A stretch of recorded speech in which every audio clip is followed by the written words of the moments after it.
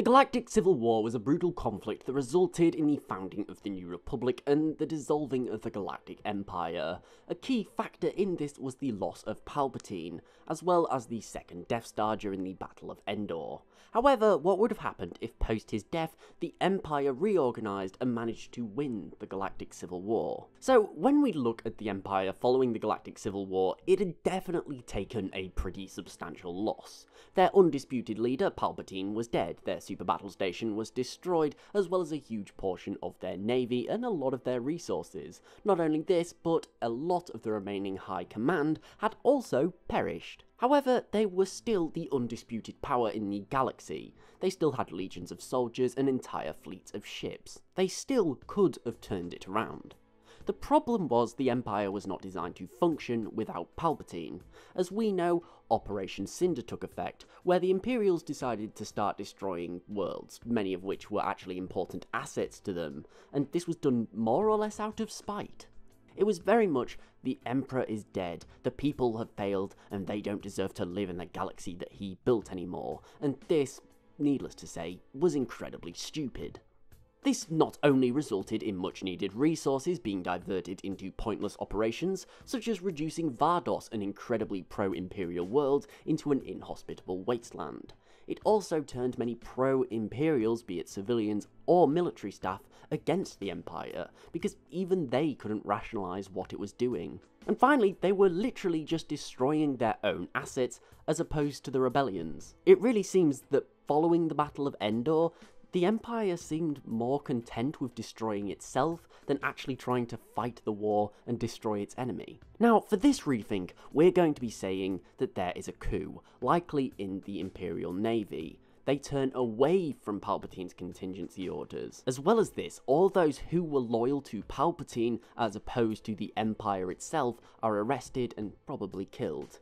Now, normally I would say that a coup at this point would be the worst sort of thing to do. However, realistically, I think that this is the only way the Empire could win. It needs to adapt, and it needs to adapt quickly. So what the Empire needs to do from here, in my opinion, is use those satellites. You know, the ones that can essentially turn the world's ecosystem into freefall, causing mass destruction? The ones that Palpatine wanted to use on his own people during Operation Cinder, but this new Empire is going to put them to better use.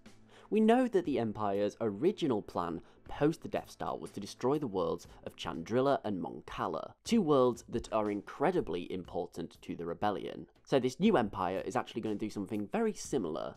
They will gather fleets and blockade these two worlds. From here, they're effectively going to hold them hostage using these satellites. If the rebels attempt to interfere, they will use the satellites to kill countless people. The rebels don't have the manpower to launch two large-scale offensives on both of these worlds. For example, if they try to attack Chandrila, break the blockade and destroy the satellites, the ones on Mon Cala will be used and Mon Cala will be reduced to a wasteland. This, needless to say, is far better than targeting your own worlds. As well as this, the entire thing is going to hugely damage the rebels' morale. Mon Cala is home to the Mon Calamari, who make up the backbone of the rebels' fleet. Majority of their ships and high ranks in their navy were Mon Calamari. Threatening to destroy their world is going to cause problems. You can imagine many in the rebels' navy are not going to support anything that could put them, their home world, and their loved ones at risk. Meanwhile, Chandrila is the homeworld to rebel leader Mon Mothma, and has a very heavy rebel presence as well as being a vast population centre. Again, this is going to make the rebellion very, very hesitant to do anything. You're going to see the rebels start to draw lines with each other and begin to just rip themselves apart. For example, some rebels, chiefly human ones such as Mon Mothma, may be very, very passionate about going and breaking the blockade at Chandrila. However, if they do that, Mon Cala will be destroyed. Meanwhile, Mon Calamari Navy staff will probably want the blockade on Mon Cala to be destroyed.